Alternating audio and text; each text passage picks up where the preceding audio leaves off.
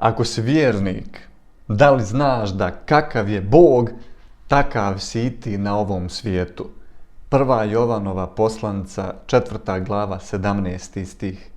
U ovome je naša ljubav dosegla savršenstvo, da imamo smjelost u dan suda. Jer kakav je On, takvi smo i mi na ovome svijetu. Ko je On? To je Bog, odnosno Isus Hrist. Kakav je On, takvi smo i mi na ovom svijetu.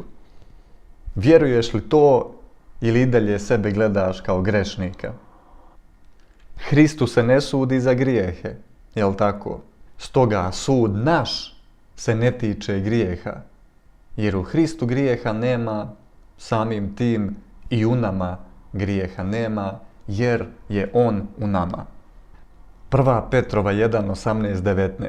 Jer znate da niste nečim raspadljivim, kao srebrom i zlatom, otkupljeni od svog ispraznog načina življenja, primljenog predanjem od svojih otaca, nego dragocjenom krvlju Hristovom, kao jaganjca bez mane i bez mrlje.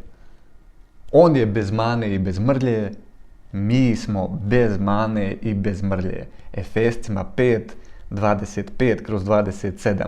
Muževi, ljubite svoje žene kao što je Hrist ljubio crkvu ili zajednicu i za nju predao sebe, da je posveti i očisti vodenim pranjem putem riječi, da sebi predstavi crkvu, to jest zajednicu, slavnu, bez mrlje ili nabora ili nečega takvoga, nego da bude sveta i bez mane.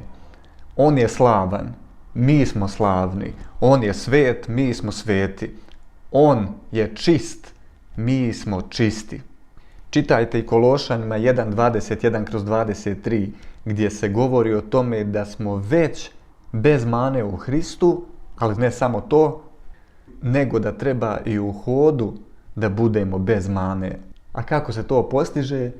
Da bi vjernici u hodu bili bez mane u kontekstu vjere, potrebno je da nastave da vjeruju da su u Hristu već bez mane, da su onakvi kakav je i On, jer On je sebe koji je bez mrlje i mane dao da bi oni koji ga povjeruju bili bez mrlje i mane.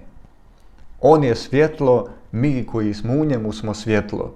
U njemu nema tame, ni u nama nema tame.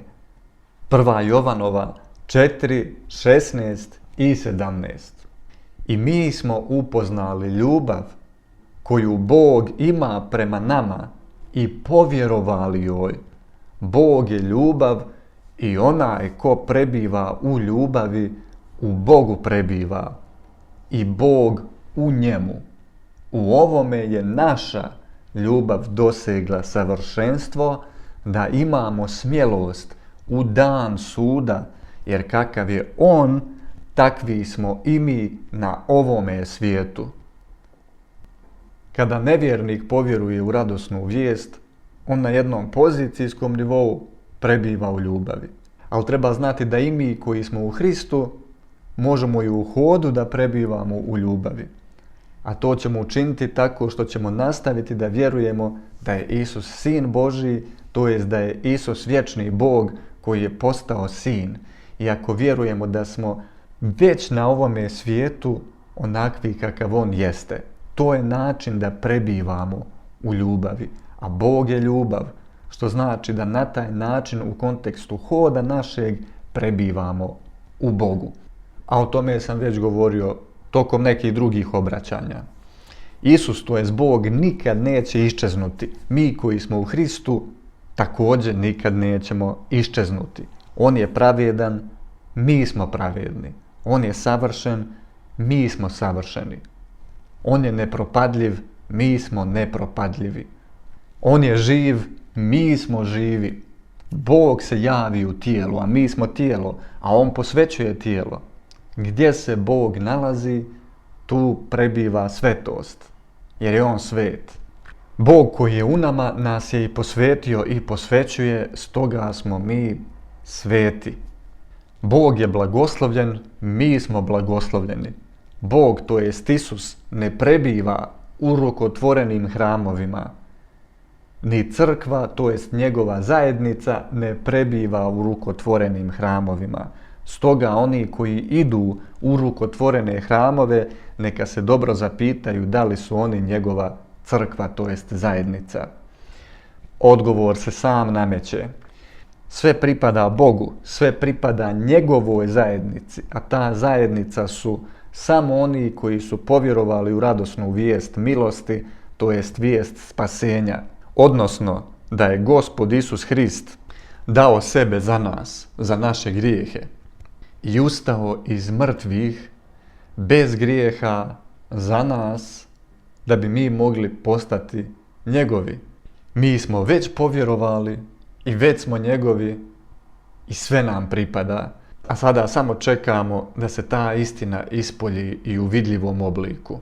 Sve nam je darovano samo po vjeri, a ova istina da si već sad kakav je i on, proizvodi sve ono što je potrebno za dobar hod.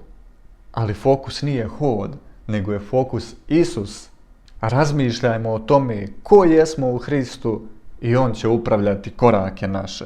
Svijet prolazi i želja njegova, a mi koji smo Božji ostajemo zauvijek.